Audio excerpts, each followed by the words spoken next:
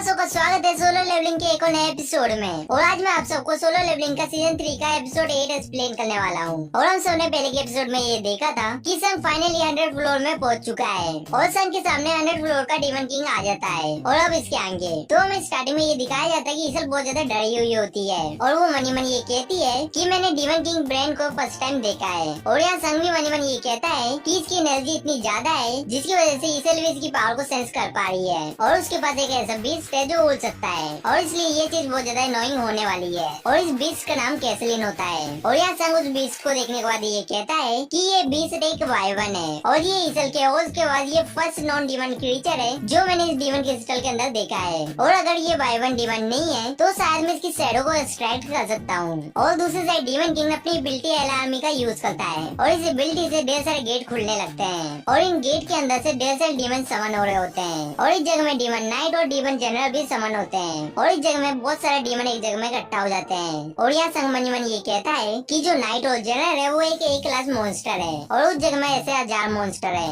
और इसके बाद संग ये कहता है कि मैं ये बता सकता हूँ कि उस जगह में 1000 डीमन है और जो ये बैटल है वो स्टार्ट हो चुकी है। और यहाँ ईसा संग से ये पूछती है कि सर अब हमें क्या करना चाहिए, लेकिन इस जगह में संग कुछ नहीं बोलता है। और यहाँ ईसा संग का नाम लेती है और जो डीमन होते हैं वो भी अटैक करने के लिए आने लगते हैं। और ये देखने के बाद संग ये कहता है कि अभी नहीं। और यहाँ सारे मॉन्स्टर संग के पास आने लगते हैं और ये डीमन जैसे क्लोज आ जाते हैं वैसे संग अपनी एबिलिटी मोनार्क डोमेन का यूज करता है और अपनी शैडो आर्मी को बुला लेता है। और संग जैसे ये बोलता है वैसे जमीन के अंदर से संग की शैडो अपनी स्पेयर का यूज करके उन डीमनों को मारने लगती है। और ये देख के ईसल बहुत ज्यादा हैरान होती है। और यहाँ संग के शैडो बेडेस्ट तरीके से जमीन के अंदर से बाहर आते हैं और यहाँ संग के पास भी डीमन आ जाते हैं, लेकिन इस जगह में आयरन और टैंक उन मॉन्स्टर को मार देते हैं। और यहाँ एग्निस भी एक मॉन्स्टर को बेडेस्ट तरीके से मार देता है। और यहाँ टस्ट भी अपनी एबिलिटी ब्लेजिंग फायर का यूज करता है और इस अटैक की वजह से सारी जगह ब्लास्ट होने लगता है। और ये सब देख के ईसल बहुत ज्यादा हैरान होती है और वो ये कहती है कि हम दोनों इस फ्लोर को साथ में क्लाइंब कर रहे थे, लेकिन मैं फर्स्ट टाइम इतनी बड़ी बैटल को देख रही हूँ। और उस जगह में डीमन किंग ब्रेन है जो इस जगह का सुप्रीम रूलर है और संजिन वो एक इन्वेडर है जो एक तरह का खतरा है, इसलिए उसे खत्म करना जरूरी है।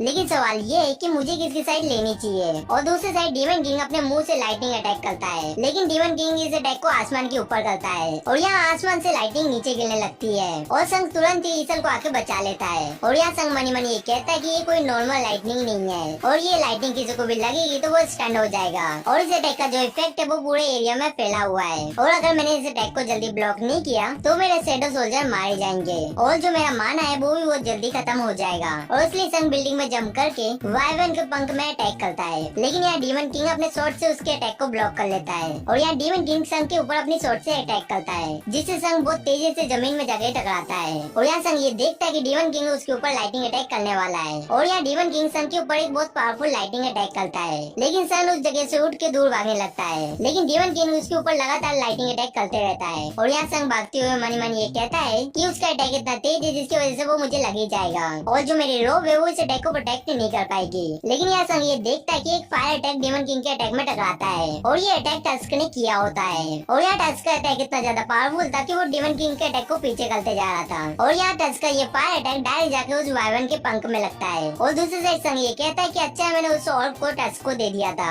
और इस अटैक की वजह से डीमन किंग और वाइवन नीचे गिर जाते हैं। और यहाँ संग ये कहता है कि मैं फाइनली तुम्हें नीचे लेके आ गया और मैं तुम्हें ऊपर देखते देखते बहुत ज्यादा टायर्ड हो गया था। लेकिन जो डीमन किंग होता है वो डायरेक्टली संग के पास आने लगता है और यहाँ संग दूसरी साइड ये कहता है कि जो मेरे कुछ स्किल्स है वो माना कंज्यूम नहीं करते हैं और जैसे कि कमांडर टच और जो शैडो को समन करती है वो वाली स्किल। और यहाँ संग ये बताता है कि उसे कमांडर टच एबिलिटी ये अलाउ करती है जिससे मैं फिजिकल फोर्स से किसी भी चीज को उठा सकता हूँ, लेकिन ये करने के लिए माना की जरूरत नहीं है और बाहरी ऑब्जेक्ट को हिलाने के लिए इस स्किल की लेवल हाई होनी चाहिए। और जैसे कि जो मेरे शैडो सोल्जर हैं वो पहले प्रिजर्व हो चुके हैं और इसलिए मुझे उन्हें समन करने के लिए माना की जरूरत नहीं है, लेकिन मेरे जो शैडो सोल्जर है वो डिस्ट्रॉय हो गए तो इससे स्टोरी चेंज हो जाती है क्योंकि जो शैडो सोल्जर है वो एक बार डिस्ट्रॉय हो गए तो इसलिए उन्हें माना कंज्यूम करना पड़ता है अपने आप को रिबिल्ड करने के लिए। और एक बार मेरा रिजर्व का माना खत्म हो गया तो वो लोग अपने आप को रीजनरेट करने के केपेबल नहीं रहेंगे और वो लोग शैडो के रूप में वापस भी नहीं आ पाएंगे। और इसलिए ये बहुत ज्यादा इम्पोर्टेंट है कि जो मेरा माना है वो खत्म ना हो, लेकिन जो ये डीवन है वो बहुत ज्यादा पावरफुल है और उनके पास पावरफुल मैजिकल एबिलिटी भी है। और इस बैटल की वजह से सन की जो एमपी होती है वो बहुत जल्दी डिक्रीज हो रही होती है। और दूसरी तरफ डीवन किंग टच के ऊपर एक बहुत पावरफुल लाइटिंग अटैक करता है, लेकिन टच अपनी प्रोटेक्शन एबिलिटी की वजह से यहाँ बच जाता है। और यहाँ संग मनी मनी ये कहता है कि जो मेरा माना है वो बहुत ज्यादा कम है और वो मुझे चांस भी नहीं दे रहा है अपने रिजर्व को रिप्लेस करने का।